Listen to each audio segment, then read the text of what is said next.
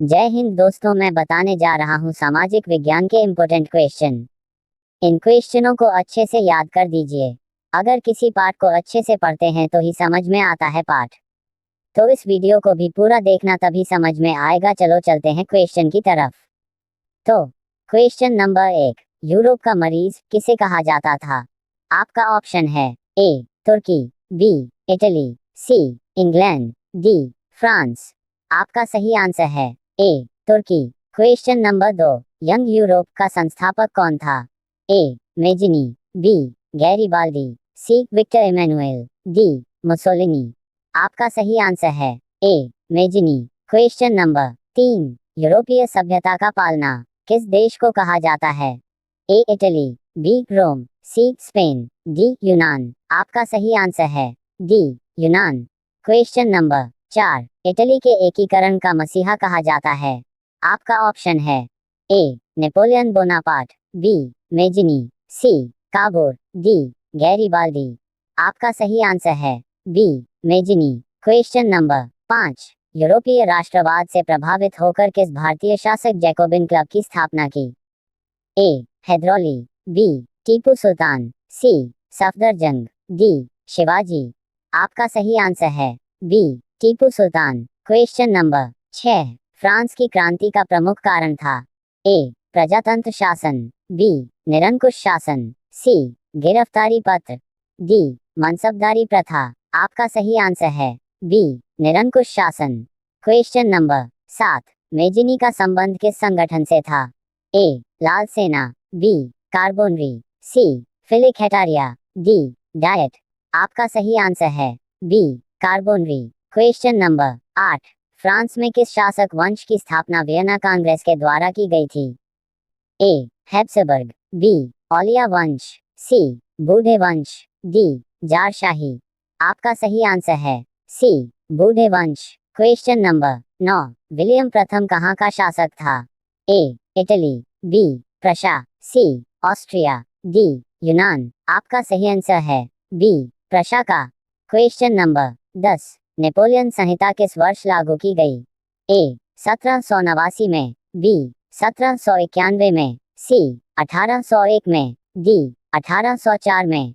आपका सही आंसर है डी 1804 में। क्वेश्चन नंबर 11, वियना सम्मेलन कांग्रेस का अध्यक्ष कौन था? A Napoleon Bonaparte, B Louis 18वां, सी चार्ल्स दशम, डी मेटरनिख। आपका सही आंसर है डी मेटरनिख। क्वेश्चन नंबर 12, किसने कहा था फ्रांस जब छींकता है तो बाकी यूरोप को सर्दी जुकाम हो जाता है? ए नेपोलियन, बी हिटलर, सी मेटरनिख, डी गैरिबाल्दी।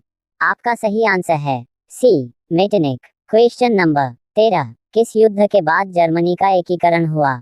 ए क्रीमिया का युद्ध, बी सेडोवा का युद्ध, सी प्रशा डेनमार्क युद्ध, डी सीडन का युद्ध। आपका सही आंसर है डी सीडन का युद्ध। क्वेश्चन नंबर 14, जर्मनी का एकीकरण कब पूरा हुआ? ए 1890 ईशून्य में, बी 1848 ईशून्य में, सी 1871 ईशून्य में, डी 1870 ईशून्य में। आपका सही आंसर है सी 1871 ईशून्य में। Question number 15, act of union किस वर्ष पारित हुआ?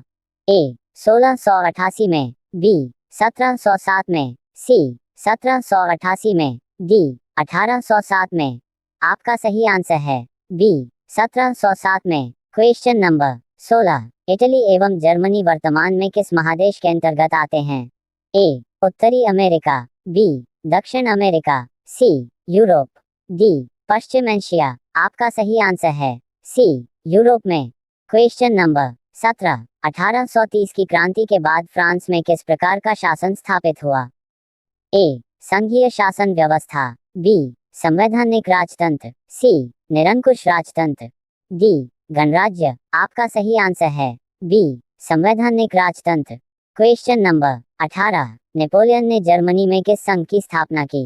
ए ट्रांसपेरेंट संघ, बी सिसिलपाइन संघ, सी राइन संघ, डी इनमें से कोई नहीं। आपका सही आंसर है सी राइन संघ। क्वेश्चन नंबर 19, काबूल कौन था? ए जर्मनी का राजा, बी इटली का प्रधानमंत्री, सी इटली का राजा, डी जर्मनी का मंत्री। आपका सही आंसर है बी इटली का प्रधानमंत्री। क्वेश्चन नंबर 20, गैरिबाल्डी पेशे से क्या था?